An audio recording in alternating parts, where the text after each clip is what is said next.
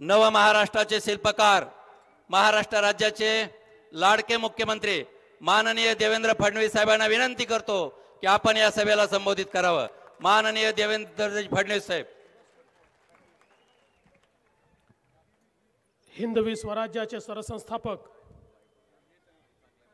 छत्रपती शिवाजी महाराज आणि क्रांतीसूर्य भारतरत्न डॉक्टर बाबासाहेब आंबेडकर यांना वंदना अर्पित करतो। मंचावर उपस्थित आरपीआयचे अध्यक्ष जी महाराष्ट्राच्या मंत्रिमंडळामध्ये ग्रामविकास आणि महिला बाल कल्याण विभागाचं नेतृत्व अत्यंत समर्थपणे करणाऱ्या आपल्या बीड जिल्ह्याच्या रणरागिणी म्हणून आपण ज्यांना ओळखतो ते आमच्या सहकारी पंकजाताई मुंडे, मंचावर उपस्थित ज्यांच्या येण्याने आपल्या सगळ्यांना आनंद झालाय ते जयदत्त अण्णा क्षीरसागर, आपल्या लोकप्रिय उमेदवार प्रीतमताई मुंडे, आमचे सहकारी आरटी जिजा देशमुख, भीमरावजी धोंडे, संगीताताई ठोंबरे, लक्ष्मण अण्णा पवार, रमेशजी पोकळे, गोविंदराव केंद्रे, पप्पूजी कागदे, प्रवीणजी घुगे। आपल्या या महायुतीमध्ये एक अजून पक्ष या ठिकाणी आलाय आणि त्या पक्षाचे नेते म्हणजे आमचे मनोहरराव धोंडे। मनोहररावांच्या माध्यमातून शिवा संघटना ही आता महायुतीमध्ये आली आहे। त्यासोबत आमचे रमेश भाऊ अडसकर, भागवतजी कराड, सचिनजी मुळक, राजेंद्रजी मस्के, बाळासाहेब तोडतले, राहुलजी मोरे, संतोषजी हांगे। मंचावर उपस्थित Shiv Sena, Bharatiya Janata party, Republican party, Rasap या सगळ्या महायुतीचे आपले सर्व पदाधिकारी आणि या ठिकाणी उपस्थित माझ्या भगिनी आणि बंधूंनो, 5 वर्षापूर्वी लोकसभेच्या निवडणुकीच्या निमित्ताने या बीड जिल्ह्यामध्ये मी आलो होतो आणि त्यावेळी आपला आशीर्वाद मागितला होता। पण त्यावेळी आशीर्वाद मागितला होता तो आमचे नेते गोपीनाथराव मुंडे यांच्याकरता।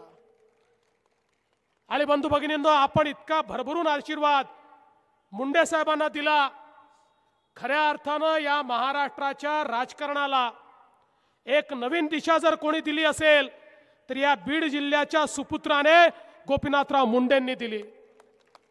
दुर्दैवाने गोपीनाथराव आमच्यात राहिले नाही, त्यांचं कृपाछत्र हरवलं। पण मला एका गोष्टीचा आनंद आहे की गोपीनाथरावांचा वारसा खऱ्या अर्थानं या बीड जिल्ह्यामध्ये आणि या महाराष्ट्रामध्ये कोणी चालवत असेल तर ती या ठिकाणी आमची पंकजाताई आणि प्रीतमताई चालवत आहेत। काही लोकांना या ठिकाणी ऑब्जेक्शन आहे की प्रीतमताईंनी गोपीनाथराव मुंडेंचं नाव का लावलं? अरे प्रीतमताई नाही लावणार तर काय तुम्ही लावणार आहे गोपीनाथरावांचं नाव? गोपीनाथरावांचं नाव लावण्याचा अधिकार हा प्रीतमताईला आहे। आणि प्रीतमताई सोबत ज्या ज्या लोकांनी गोपीनाथरावांची साथ दिली, ज्यांनी ज्यांनी गोपीनाथरावशी बेईमानी नाही केली, त्या प्रत्येकाला गोपीनाथरावचं नाव लावण्याचा अधिकार आहे। मला देखील गोपीनाथरावचं नाव लावण्याचा अधिकार आहे। बंधू भगिनींनो, या निवडणुकीमध्ये काही लोक ज्या प्रकारे राजकारण करतात, ज्या प्रकारचं दुर्दैवी राजकारण आहे, त्यांना मी सांगू इच्छितो, अरे तुम क्या खा के हमसे लढोगे? तुम्ही काय आमच्याशी लढणार आहे? अरे तुमच्या पक्षाचा कॅप्टन म्हाड्यामध्ये उतरला, ओपनिंग बॅट्समन म्हणून आला आणि 7व्या दिवशी 12वा गडी झाला, लढत नाही म्हणून सांगितलं। बंधू भगिनींनो, तुम्ही आमच्याशी काय लढाल? ज्या पक्षाचे कॅप्टन शरद पवार साहेब हे निवडणुकीत उतरल्यानंतर माघार घेतात। का माघार घेतली त्यांनी? आमचे मोदीजी खूप चांगल्या शब्दात सांगिततात, शरद पवार जी को हवा का रुख समझता है, हवा का बह रही है ये पवार जी को समझता है। शरद पवार साहेबांना लक्षात आलं ही हवा महायुतीच्या बाजूची, ही हवा मोदींच्या बाजूची आणि त्यामुळे त्यांनी हा विचार केला ऍक्सिडेंट होण्यापेक्षा युटर्न घेतलेला बरा आणि युटर्न घेतला आणि मी लढणार नाही म्हणून सांगितलं. आणि आता या ठिकाणी बंधू भगिनींनो, ज्यावेळी या पक्षांजवळ कुठलंही कार्ड राहिलं नाही, काम राहिलं नाही, सांगण्यासारखं राहिलं नाही, तर जातीकडे या ठिकाणी निवडणूक नेण्याचा प्रयत्न करतायत. पण या बीड जिल्ह्याची जनता आणि या महाराष्ट्राची जनता हुशार आहे. केवळ जातीच्या आधारावर कोणी मतदान करत नाही. जातीच्या आधारावर मतदान झालं असतं तर या मंचावरचे अनेक नेते असे आहेत जे राजकारणातच दिसले नसते. लोक मतदान करतात ते आपला कोण आहे पाहून, आपल्याकरता झटतो कोण आहे पाहून, आपल्याकरता मरतो कोण आहे पाहून, आपल्याकरता खपतो कोण आहे पाहून या ठिकाणी लोक मतदान करतात. आणि बंधू भगिनींनो, ज्याचा उल्लेख मगाशी झाला, अरे तुम्ही काय आमच्याशी लढाल, ज्यांच्या भरोशावर तुम्ही या ठिकाणी एक कारण चालवताय. आता ते अडसकर आमच्या सोबत, ते सुरेश धस आमच्या सोबत, आता कोणाच्या भरोशावर तुमचं कारण चाललंय? नंबर 2 चे लोक तुमच्याकडे आहेत, नंबर 1 चे लोक या मंचावर आणि आमच्या सोबत आहे. त्यामुळे हा सगळा समाज आमच्या सोबत आहे. आणि मी सवाल विचारतो या ठिकाणी, मराठा आरक्षणाचा मुद्दा काय आमच्याच काळात आला? गेले 50 वर्ष मराठा समाज या ठिकाणी आरक्षण मागत होता. मराठा समाजाच्या आरक्षणाच्या आंदोलनाला गोपीनाथराव मुंडेंनी पाठिंबा दिला. मराठा समाजाच्या आंदोलनाला पंकजाताई मुंडेंनी जाऊन पाठिंबा दिला.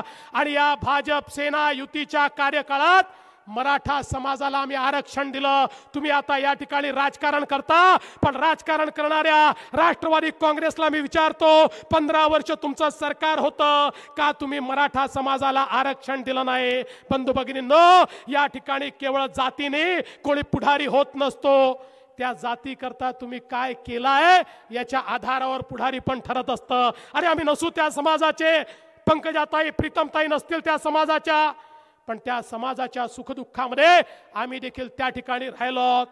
असा कुठला समाज आहे? आज बघा हा मंच आपण बघा, आम्ही कुठल्या एका समाजाच्या भरोशावर या ठिकाणी निवडणूक लढत नाही. आम्हाला सगळे समाज महत्वाचे आहेत. मराठा समाज महत्वाचा आहे, ओबीसी समाज महत्वाचा आहे, आमचा शेड्यूल कास्ट शेड्यूल ट्राईब महत्वाचा आहे, आमचे अल्पसंख्याक महत्वाचे आहे, आमचा बंजारा समाज आहे तो आम्हाला महत्वाचा आहे. सगळे समाज हे या ठिकाणी एकत्रितपणे घेऊन आज आम्ही या निवडणुकीला सामोरं जातोय. आणि मी तुम्हाला विश्वासानं सांगतो, कितीही जातीचं राजकारण केलं तर जसा ओबीसी समाज, वंजारी समाज, बंजारा समाज, शेड्यूल कास्ट, अल्पसंख्याक आमच्या सोबत राहतील, तसं लिंगायत, आता शिवा संघटना आमच्या सोबत आली, लिंगायत समाज आमच्या सोबत आला, तसाच मराठा समाजही आमच्या सोबत राहील. आम्ही समाजाच्या आधारावर मत मागत नाही. या लोकशाहीमध्ये धर्माच्या आधारावर, समाजाच्या आधारावर या ठिकाणी मत मागता येत नाही. आणि म्हणून मला असं वाटतं, या निवडणुकीचा जो काही या ठिकाणी मुद्दा आहे तो कोण कुठल्या समाजाचा हा मुद्दा नाही आहे. या निवडणुकीचा मुद्दा विकासाचा मुद्दा आहे. काय तुम्ही केलं आणि काय आम्ही केलंय याच्या आधारावर या ठिकाणी मतदान होणार आहे. आणि मला खरोखर आनंद वाटतो, प्रीतमताईंनी गेल्या 4-4.5 वर्षामध्ये या बीड जिल्ह्याच्या इतिहासात इतक्या मोठ्या प्रमाणात निधी आणला. म्हणजे जर गोपीनाथराव या ठिकाणी असते तर ते देखील म्हणाले असते की जे मी करू शकलो नाही ते माझ्या पोरीने करून दाखवलं. एवढ्या मोठ्या प्रमाणात प्रीतमताईंनी या ठिकाणी काम केलं आहे. बंधू भगिनींनो, ही जी निवडणूक आहे ना, मी पाणी पितोय कारण राष्ट्रवादीला पाणी पाजायचं आहे. बंधू भगिनींनो, ही जी निवडणूक आहे ही गल्लीची निवडणूक नाही आहे, ही दिल्लीची निवडणूक आहे. या देशाचा मान सन्मान स्वाभिमान हा कोणाच्या हातामध्ये या ठिकाणी मजबूतीने राहू शकतो याचा फैसला करणारी निवडणूक आहे. हा देश कोणाच्या हातात सुरक्षित राहू शकतो याचा फैसला करणारी निवडणूक आहे. या देशातल्या गरीबाला कोण विकासाकडे नेऊ शकतो याचा फैसला करणारी निवडणूक आहे. बंधू भगिनींनो, एकीकडे 60 वर्षाचं त्यांचं राज्य तुम्ही बघितलंय आणि दुसरीकडे 5 वर्षाचं मोदीजींचं राज्य तुम्ही बघितलंय. आत निवडणुका आल्या की काँग्रेस, राष्ट्रवादी काँग्रेस या ठिकाणी तोच कित्ता गिरवतात. तेच नारे देतात, त्याच घोषणा करतात. पुन्हा एकदा त्यांनी घोषणा सुरू केली गरिबी हटावची. राहुल गांधी यांचे नेते आहेत, यांची आघाडी आहे. आघाडी आहे का बिघाडी आहे मला माहित नाही. हातात हात घेतात, तंगड्यात तंगड टाकतात, एकमेकाला खिचतात आणि युती आहे म्हणून सांगतात. पण या ठिकाणी यांच्या आघाडीचे नेते राहुल गांधी पुन्हा तोच राग आलापतायत. काय म्हणाले आम्हाला निवडून दिलं तर आम्ही गरिबी हटवू. मला राहुल गांधींना प्रश्न विचारायचा आहे. तुमच्या पणजोबांना प्रधानमंत्री केलं होतं, चांगले व्यक्ती होते, त्यांच्या काळात गरिबी हटली नाही. तुमच्या आजीला प्रधानमंत्री केलं, त्यांच्या काळात गरिबी हटली नाही. तुमच्या वडिलांना प्रधानमंत्री केलं, त्यांच्या काळात गरिबी हटली नाही. तुमच्या आईला या ठिकाणी युपीएचं अध्यक्ष केलं, त्यांच्या काळात गरिबी हटली नाही. आता राहुल गांधी तुम्ही काय खाऊन गरिबी या ठिकाणी हटवणार आहे? बंधू भगिनींनो, केवळ खोटं बोलायचं यांची सवय अशी आहे. अण्णा, काँग्रेस आणि राष्ट्रवादी काँग्रेसमध्ये फार कमी चांगले लोक आहेत. मला बरं वाटतं की तुम्ही आमच्याकडे आलात. तुम्ही तिकडे शोभतच नव्हतात आणि आता राहू नका, जाऊ नका, आता इकडेच राहा. जे चांगले लोक आहे बघा, तुम्हाला लक्षात असेल बिभीषण चांगला होता तर तो रामाच्या सेनेत आला. जे चांगले आहेत ते पांडवाच्या सेनेत, जे वाईट आहेत ते राहू द्या कौरवाच्या सेनेत. बंधू भगिनींनो, या ठिकाणी जर आपण बघितलं तर तेच ते नारे. एक नेता यांचा एका गावात गेला, त्या ठिकाणी जाऊन म्हणाला मला निवडून द्या, आमच्या पक्षाला निवडून द्या. तुमच्या गावामध्ये रस्ता करतो, पिण्याचं पाणी करतो, तुमच्या गावात वाचनालय बांधतो, तुमच्या गावाच्या नदीवर पूल बांधतो. एक बाबाजी उभा राहिला आणि म्हणाला बाकी सगळं तर ठीक आहे, पण आमच्या गावाला नदीच नाही आहे. तो म्हणाला काही हरकत नाही, आधी तुमच्या गावाला नदी बांधतो आणि मग त्याच्यावर पूल बांधतो. बंधू भगिनींनो, केवळ खोटं बोला पण रेटून बोला, अशा प्रकारचे लोक आहेत.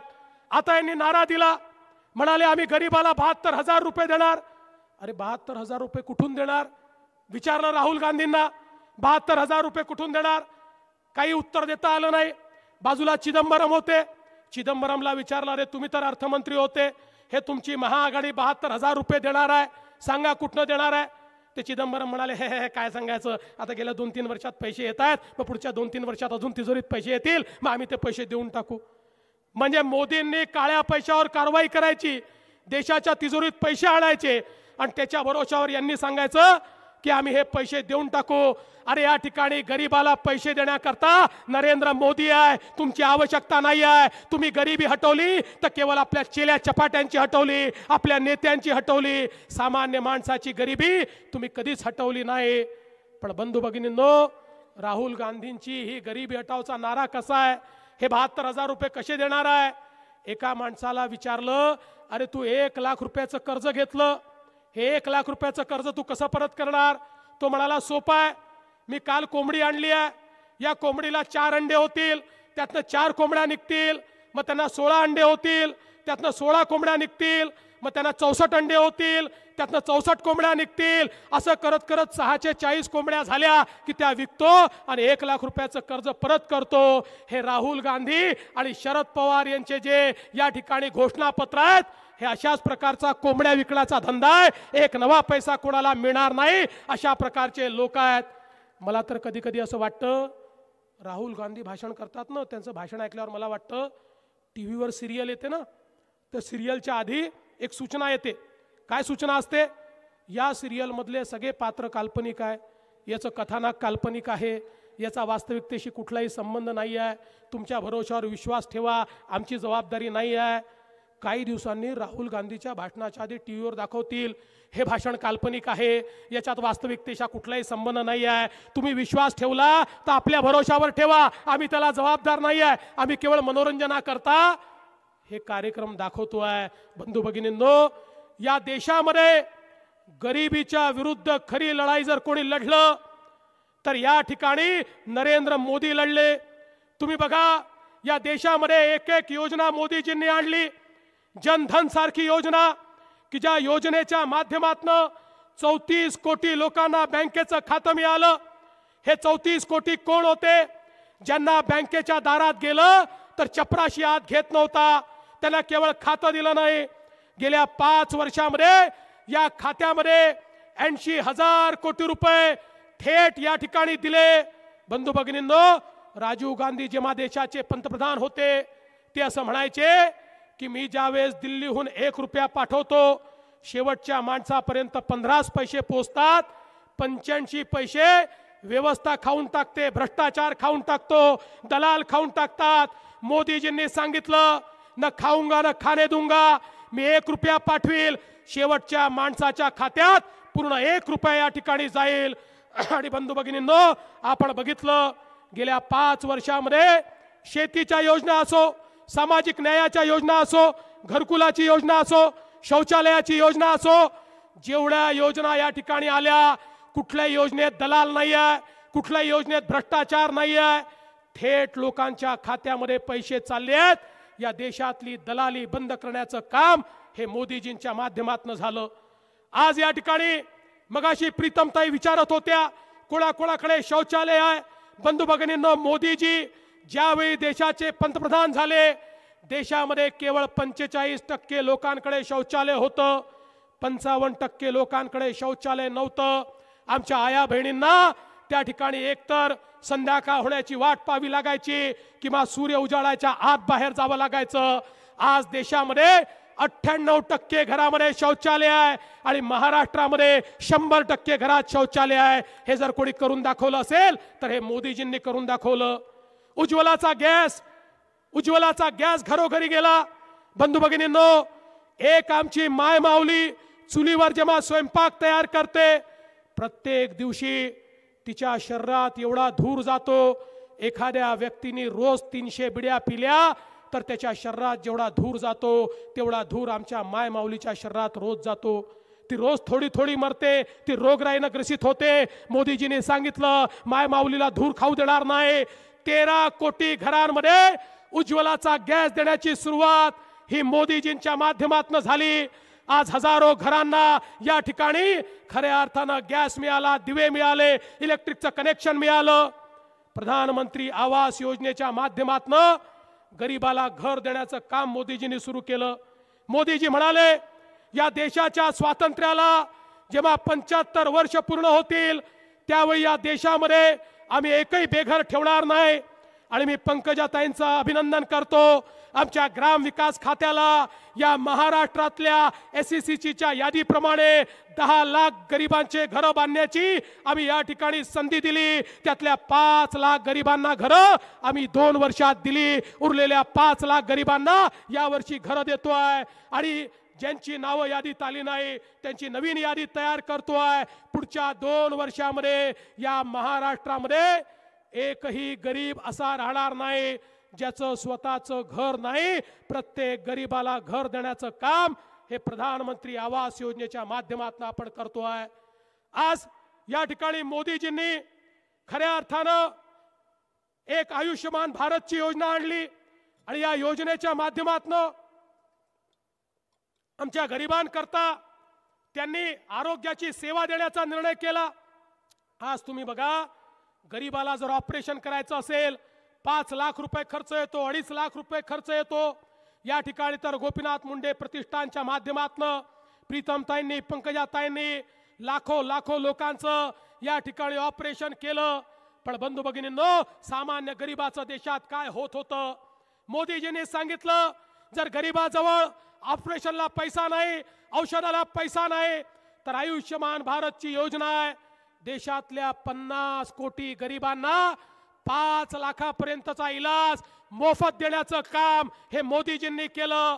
ऑपरेशन करायचं असेल तरी पैसे मोफत, हॉस्पिटलमध्ये ऍडमिट व्हायचं असेल हॉस्पिटलचं बिल मोफत, दवाई पाहिजे असेल दवाई मोफत, OPD पाहिजे असेल OPD मोफत.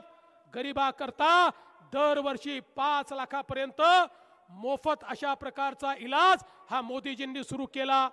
आमचे जे श्रमिक आहेत, आमच्या इथे हातठेलेवाले आहेत, आमचे गवंडी आहेत, आमच्या घरकाम करणाऱ्या बाया आहेत, आमचा शेतमजूर आहे, या सगळ्यांकरता मोदीजींनी या ठिकाणी योजना आणली. हा गरीब माणूस 60 वर्षाचा झाल्यानंतर त्याला 3000 रुपये पेन्शन देण्याची योजना आज मोदीजींनी आणली. आमचा बंजारा समाज आहे, आमचा लमाणी समाज आहे, या समाजाकरता या देशामध्ये पहिल्यांदा एक महामंडळ मोदीजींनी तयार केलं आणि या बंजारा समाजाच्या आमच्या लोकांकरता सामाजिक सुरक्षेच्या 12 योजना या मोदीजींच्या माध्यमातून सुरू झाल्या। सगळ्या भटक्या विमुक्तांना त्या ठिकाणी या योजनांच्या माध्यमातून मोठ्या प्रमाणात मदत देण्याचं काम हे मोदीजींच्या माध्यमातून सुरू झालं। या समाजातल्या शेवटच्या माणसाला खऱ्या अर्थानं मदत करण्याचं काम मोदीजींनी सुरू केलं। आमचा शेतकरी असेल, शेतकऱ्याच्या खात्यामध्ये थेट 6000 रुपये टाकलं आणि आता तर मोदीजींनी सांगितलं या देशामध्ये पुन्हा एकदा आपलं सत्ता आल्यानंतर या देशामधल्या शेतकऱ्यांना मोदीजींनी सांगितलं तुम्ही 60 वर्षाचे झाले की सरकारी अधिकाऱ्याप्रमाणे आमच्या शेतकऱ्यांना देखील पेन्शन दिलं जाईल, हे मोदीजींनी आता घोषित केलं आहे। आमच्या शेतकऱ्यांकरता 1 लाखापर्यंतचं कर्ज बिनव्याजी तर दिलंच, पण मोदीजींनी सांगितलं तो जर कर्ज भरू शकला नाही तर 5 वर्षापर्यंत त्याच्यावर कुठलंही व्याज लावलं जाणार नाही, अशा प्रकारचा निर्णय या देशामध्ये मोदीजींनी घेतला। सामान्य शेतकऱ्याच्या जीवनामध्ये आज मोठं परिवर्तन हे मोदीजींच्या माध्यमातून होत आहे। एकीकडे हे परिवर्तन होत आहे, दुसरीकडे विकासाची कामं होत आहेत, सिंचनाची कामं, रस्त्यांची कामं। या ठिकाणी खऱ्या अर्थानं प्रीतमताईंनी सांगितलं राष्ट्रीय महामार्गाचं जाळं आहे, पंकजाताईंनी मुख्यमंत्री ग्राम सडक योजनेचं जाळं या बीड जिल्ह्यात तयार केलं, रेल्वेचा मार्ग प्रशस्त झाला, ही रेल्वे आता या बीड जिल्ह्यामध्ये आली। आणि मला एका गोष्टीचा आनंद वाटतो आणि मी या ठिकाणी राष्ट्रवादीच्या नेत्यांना सवाल विचारतो, या मराठवाड्याचं हक्काचं पाणी, आपल्या आष्टीचं हक्काचं पाणी हे कोणी पळवलं होतं? 15 वर्ष कोणाचं राज्य होतं? या मराठवाड्याच्या हक्काचं पाणी हे त्या ठिकाणी राष्ट्रवादी काँग्रेसनं पळवून नेलं होतं। आपलं सरकार आलं, मराठवाड्याच्या हक्काचं 60 TMC पाणी हे तुमच्या सरकारनं, देवेंद्र फडणवीस, पंकजाताई, रामदासजी या आपल्या सरकारनं हे पाणी परत आणलं आणि नुसतं परत नाही आणलं, या योजनेला सगळ्या मान्यता दिल्या, त्याला पैसे दिले, त्याचं काम सुरू केलं आणि मराठवाड्याचं पळवलेलं पाणी हे मराठवाड्यामध्ये परत आणण्याचं काम आपल्या सरकारनं केलं। जयदत्तांना तुम्ही सांगितलं खरं आहे, आपल्याला जर इथला दुष्काळ कायमचा संपायचा असेल तर या ठिकाणी आपल्याला गोदावरी खोऱ्यामध्ये समुद्रात वाहून जाणारं पाणी आणावं लागेल। माननीय मोदी साहेबांनी त्याकरता देखील आम्हाला मदत केली। लवकरच आम्ही दमणगंगा पिंजाळचा करार करणार आहोत, त्या कराराच्या माध्यमातून 20,000 कोटी रुपये केंद्र सरकार आम्हाला देत आहे आणि त्यातनं हे समुद्रात वाहून जाणारं पाणी गोदावरीच्या खोऱ्यामध्ये आम्ही आणू आणि या मराठवाड्याला कायमचं दुष्काळापासून मुक्त करू। या मराठवाड्यामध्ये बंधू भगिनींनो वॉटर ग्रीड तयार करायचा निर्णय आपण घेतला। या मराठवाड्याचं पिण्याचं पाणी, इथलं उद्योगाचं पाणी, इथलं सिंचनाचं पाणी, या सगळ्या करता एक वॉटर ग्रीड तयार करायचा आपण निर्णय घेतला। 25,000 कोटी रुपयाची वॉटर ग्रीड, या मराठवाड्याचे सगळे धरण एकमेकाशी आपण जोडतो। एखाद्या धरणात पाणी वाहून जातं आणि एखादं धरण कोरडं असतं, आता सगळ्यांना ते पाणी वाटून देता येईल। अख्ख्या मराठवाड्यामध्ये हे पाणी पाईपच्या माध्यमातून जाईल आणि मराठवाड्याला दुष्काळापासून मुक्ती मिळेल। मी तुम्हाला सांगू इच्छितो, या ठिकाणी आमच्या मराठवाड्यातल्या विशेषतः बीड जिल्ह्याच्या शेतकऱ्यांना माझा सवाल राष्ट्रवादी काँग्रेसला आहे, तुमच्या 15 वर्षामध्ये किती पैसे मिळाले? मी तुम्हाला हिशोब देतो। त्यांच्या 15 वर्षामध्ये या ठिकाणी शेतकऱ्यांना जे काही पैसे मिळाले, एकूण बीड जिल्ह्याला 400 कोटी रुपये मिळाले आणि आमच्या सरकारमध्ये 3,700 कोटी रुपये हे केवळ 4 वर्षामध्ये शेतकऱ्यांच्या खात्यामध्ये आम्ही, मग त्या ठिकाणी विम्याचे पैसे असतील, थेट मदतीचे पैसे असतील। होय दुष्काळ पडला, पण या दुष्काळामध्ये सरकार तुमच्या पाठीशी उभं आहे। मी सवाल विचारतो, यापूर्वी दुष्काळ पडायचा, शेतकऱ्याच्या खात्यामध्ये जुलैच्या आधी पैसे यायचे नाहीत, आमच्या मोदीजींनी 4,700 कोटी रुपये हे जानेवारी महिन्यात दिले, फेब्रुवारी महिन्यात आम्ही ते वाटले। 82 लाख शेतकऱ्यांच्या खात्यामध्ये दुष्काळाचं अनुदान हे मार्च पर्यंत देण्याचं काम हे आपल्या सरकारनं या ठिकाणी केलं। हे सरकार तुमचं सरकार आहे, सामान्य माणसाकरता काम करणारं सरकार आहे। बंधू भगिनींनो, मी तुम्हाला ही विनंती करण्याकरता आलो आहे, एकीकडे एवढं मोठं काम या ठिकाणी चाललंय आणि त्या माध्यमातून खऱ्या अर्थानं बीड जिल्ह्यामध्ये एवढा मोठा विकास होत असताना या निवडणुकीमध्ये जातीपातीपेक्षा विकासाचं राजकारण झालं पाहिजे। आज मी आमच्या अल्पसंख्याक समाजाला विचारू इच्छितो, ज्यावेळी मोदींनी घरोघरी गॅस दिला त्यावेळी त्यांनी विचारलं का तुम्ही कुठल्या जातीच्या धर्माचे आहेत? हिंदूच्या घरी दिला तर मुसलमानाच्या घरी देखील दिला, सिखाच्या घरी देखील दिला, ईसाईच्या घरी देखील दिला। मोदीजींनी या ठिकाणी प्रधानमंत्री आवास योजनेचं घर दिलं, हिंदूलाही दिलं, मुसलमानांनाही दिलं, सिखांनाही दिलं, ईसाईंनाही दिलं, बौद्धांनाही दिलं। बंधू भगिनींनो, जेवढ्या योजना या महाराष्ट्रामध्ये आणि देशामध्ये मोदीजींनी आणल्या, कधी त्या योजनेमध्ये भेदभाव केला नाही। तुझी जात काय आहे, तुझा धर्म काय आहे, तुझा पंथ काय आहे, तुझी भाषा काय आहे हे कधी विचारलं नाही। त्याला एवढंच विचारलं, बाबा रे तू गरीब आहेस का? तू गरीब असशील तर तुला या ठिकाणी घरकुल मिळेल, मग तू कुठल्याही जातीचा असशील तरी तुला ते घरकुल मिळेल। बंधू भगिनींनो, निवडणुका आल्या की जात धर्माच्या आधारावर या ठिकाणी आम्हाला खऱ्या अर्थानं जातीवादी संबोधलं जातं। अरे आम्ही जर जातीवादी असतो तर आठवले साहेब आमच्या सोबत असते का? आज आठवले साहेब आणि आम्ही ज्या प्रकारे विविध समाजांकरता काम केलंय, आज इंदू मिलच्या जागेवर डॉक्टर बाबासाहेब आंबेडकरांचं स्मारक होत आहे। मी काँग्रेस राष्ट्रवादीला विचारतो, 15 वर्ष तुमचं सरकार, खाली तुमचं वर तुमचं, 1 इंच जागा तुम्ही बाबासाहेब आंबेडकरांना मिळवून दिली नाही। ज्या माणसानं आपल्याला संविधान दिलं त्याच्याकरता इंचभर जागा तुम्ही दिली नाही। मात्र मोदी साहेबांकडे आठवले साहेबांनी आम्ही गेलो, 3ऱ्या दिवशी 3600 कोटीची जागा या ठिकाणी स्मारकाकरता मिळाली आणि त्या ठिकाणी स्मारक सुरू झालं। अरे तुम्ही या ठिकाणी छत्रपती शिवाजी महाराजांचं नाव घेता, त्यांचं स्मारक देखील 15 वर्ष तुम्ही अडकवलं होतं। आमच्या सरकारमध्ये ते स्मारक तयार करायला आम्ही घेतलं। आज महाराजांचे किल्ले असतील, रायगड सारखा किल्ला जाऊन बघा, 600 कोटी रुपये आपण त्या ठिकाणी दिले आणि त्या किल्ल्याचं चित्र बदलताय। जी स्वराज्याची राजधानी आहे ती स्वराज्याची राजधानी राजधानी सारखी वाटली पाहिजे, हे काम देखील या सरकारने केलंय। बंधू भगिनींनो, या ठिकाणी आमच्या सोबत कोण राहत आहे कोण जात आहे आम्हाला चिंता नाही आहे। मी एकच गोष्ट या ठिकाणी सांगतो, कोणी जर अशी भूमिका घेणार असेल की आम्ही भाजपच्या सोबत आहोत पण आम्ही बीडमध्ये नाही आहोत, तर मी त्यांना एवढंच सांगू इच्छितो, भारतीय जनता पार्टी ही गोपीनाथराव मुंडे शिवाय पूर्ण होत नाही। भारतीय जनता पार्टी ही गोपीनाथराव मुंडे शिवाय पूर्ण होत नाही। जो गोपीनाथराव मुंडे सोबत नाही तो भाजप सोबत राहू शकत नाही, आणि जो भाजप सोबत आहे त्याला गोपीनाथराव मुंडे सोबत राहावंच लागेल।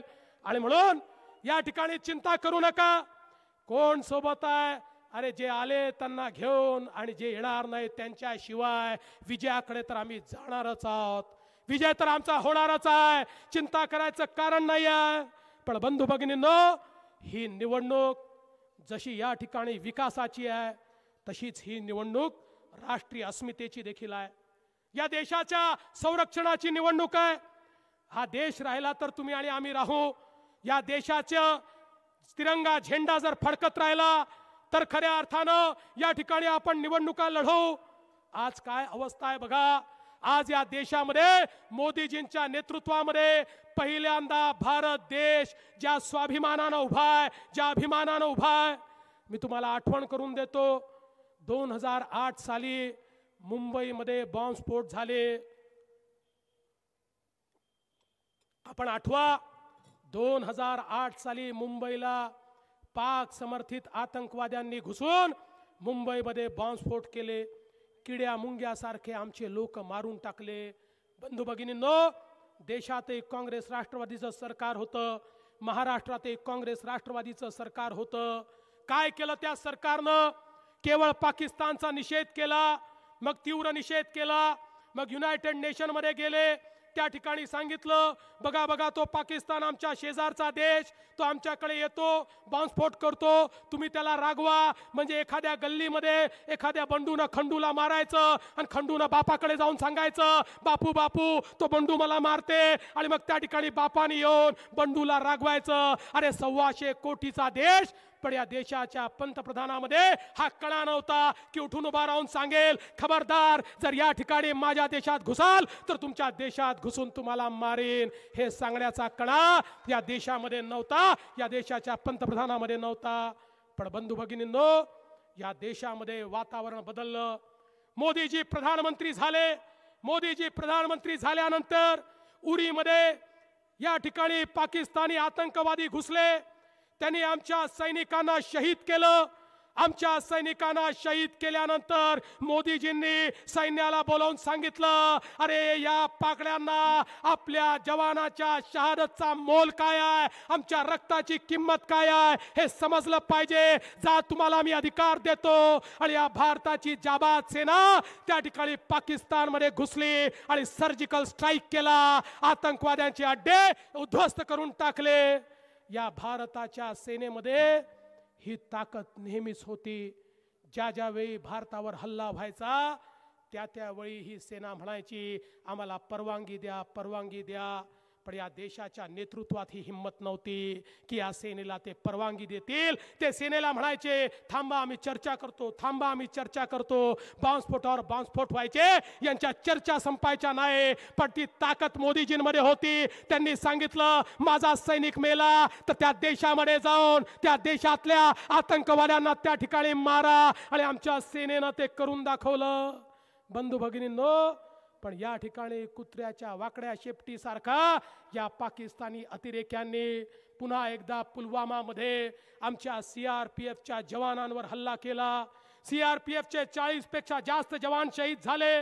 मोदीजींनी या ठिकाणी त्यांना बोलवलं, आमच्या सेना प्रमुखांना बोलवलं आणि सेना प्रमुखांना सांगितलं, हे माझे जे जवान आहेत यांचं रक्त या ठिकाणी सांडलंय, हे रक्त वाया जाता कामा नये. या जवानाच्या शहादतचा बदला हा तुम्हाला घेतला पाहिजे. आणि त्या ठिकाणी भारताची जाबाज सेना, जी सेना थकत नाही, जी सेना झुकत नाही, जी सेना विकत नाही, त्या सेनेनं रात्री 3:30 वाजता बालाकोटमध्ये हवाई हमला केला आणि त्या ठिकाणी पाकिस्तानी अतिरेक्यांचे अड्डे नष्ट करून टाकले.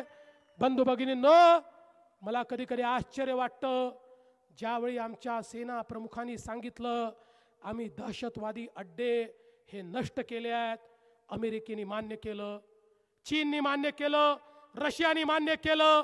केवळ 2च लोक असे होते जे प्रश्न विचारत होते, पुरावा काय आहे, पुरावा काय आहे.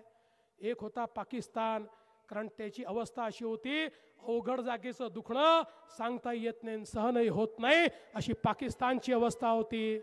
आणि दुसरी होती ही काँग्रेस राष्ट्रवादीची आघाडी, की जे प्रश्न विचारत होते, पुरावा काय आहे, पुरावा काय आहे. मी सांगितलं, अरे आधी तुम्ही जर सांगितलं असतं, जे रॉकेट बालाकोटमध्ये सोडलं त्याच्यासोबत तुमचा एक नेता बांधून सोडला असता, की जा आणि पहा कशा प्रकारे या ठिकाणी आमच्या जवानांनी शौर्य दाखवलाय.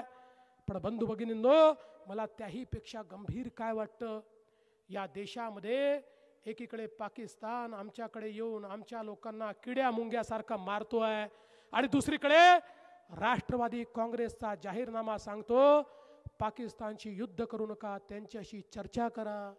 अरे चर्चा कशाची करायची, कशाची चर्चा करायची. आमच्या इथे येऊन ते जर या ठिकाणी आमच्या लोकांना मारत असतील, माझा तुम्हाला सवाल आहे, सांगा चर्चा करायची, करायची चर्चा, करायची चर्चा. अरे कशाची चर्चा, जो आमच्या इथे येऊन आमच्या सैनिकांना मारेल त्याच्याकडे घुसून आम्ही त्याच्या आतंकवाद्यांना मारल्याशिवाय आता परत येणार नाही. चर्चा नाही, चर्चा नाही. पण बंधू भगिनींनो, एकीकडे म्हणतात चर्चा करा आणि दुसरीकडे काँग्रेस पार्टी तर त्याही पुढे गेली. ते म्हणतात आमचं आघाडीचं सरकार जर देशात आलं तर काश्मीरमधनं आम्ही सैन्य कमी करू, काश्मीरमध्ये सैन्याला दिलेले विशेष अधिकार काढून टाकू. का बरं काढून टाकू, काय विशेष अधिकार आहे सैन्याला? 2च विशेष अधिकार आमच्या सैन्याला आहे. एक अधिकार आहे, या देशामध्ये आतंकवादी घुसला तर त्याच ठिकाणी त्याला गोळी मारून ठार करण्याचा अधिकार आहे. आणि दुसरा अधिकार आहे, जे लोक त्या ठिकाणी पाकिस्तानकडनं पैसे घेऊन आमच्या सैन्यावर गोठमार करतात त्यांना जेलमध्ये टाकण्याचा अधिकार आहे. हा अधिकार काढून टाकू, हे काँग्रेस पार्टी म्हणते आहे. आणि त्याही पलीकडे जाऊन काँग्रेस पार्टी काय म्हणते, आमचं सरकार आलं तर आम्ही कलम 124A काढून टाकू. 124A कलम काय आहे माहिती आहे? देशद्रोहाचा गुन्हा. देशद्रोहाच्या गुन्ह्याचं कलम हे आम्ही खारिज करून टाकू. म्हणजे उद्या एखाद्या व्यक्तीनं भारतरत्न डॉक्टर बाबासाहेब आंबेडकर यांचं संविधान मला मान्य नाही आहे, मी ते जाळून टाकेल असं जर म्हटलं तर त्याच्यावर 124A खाली खटला भरून 10 वर्षाकरता त्याला जेलमध्ये टाकता येतं. एखाद्यानं सांगितलं भारताचा तिरंगा झेंडा मी मानत नाही, 124A खाली त्याला 10 वर्षाकरता जेलमध्ये टाकता येतं. आतंकवादी, नक्षलवादी, माओवादी यांच्यावर 124A खाली देशद्रोहाचा गुन्हा भरता येतो. आणि या ठिकाणी काँग्रेस पार्टी म्हणते देशद्रोहाचा गुन्हा आम्ही परत घेऊन घेऊ. बंधू भगिनींनो, ज्यांनी त्या दिल्लीमध्ये नारे लावले पाकिस्तान जिंदाबाद, भारत तेरे तुकडे हो गए 50, या तुकडे तुकडे गँग करता 124A परत घेऊन टाकू, अशा प्रकारे जर काँग्रेस पार्टी म्हणत असेल तर माझा सवाल आहे, हा देश काँग्रेस आणि राष्ट्रवादी काँग्रेसच्या हातामध्ये या ठिकाणी खऱ्या अर्थानं सुरक्षित राहणार आहे का? अरे एखादी प्रीतमताई निवडून येईल किंवा येणार नाही, एखादा देवेंद्र फडणवीस मुख्यमंत्री राहील किंवा राहणार नाही, हा देश राहिला पाहिजे, हा भारत देश टिकला पाहिजे, हा भारत देश टिकला पाहिजे. भारत देश राहिला तर तुम्ही राहू आणि आम्ही राहू. पण या भारत देशाच्या मुळावर जर कोणी उठत असेल तर त्या पक्षांना सवाल विचारा, कशा करता तुम्ही आमची मतं मागताय. आणि म्हणून बंधू भगिनींनो, ज्यावेळी तुम्ही प्रीतमताईंच्या कमळाची बटन दाबाल ते मत प्रीतमताईंना तर मिळेलच, पण त्याच वेळी ते मत मोदी साहेबांना मिळेल. आणि मोदी साहेब एका हातामध्ये संविधान आणि दुसऱ्या हातामध्ये तिरंगा झेंडा घेऊन या भारताची आन बान आणि शान या ठिकाणी वाढवण्याचं काम करतील. आणि म्हणून तुम्हाला विनंती करतो, या बीड जिल्ह्यामध्ये आता मतदान करताना देश आठवा, तिरंगा झेंडा आठवा, भारताचं संविधान आठवा आणि प्रीतमताईला या ठिकाणी प्रचंड मताने विजयी करा, एवढीच विनंती करतो आणि माझं बोलणं संपवतो.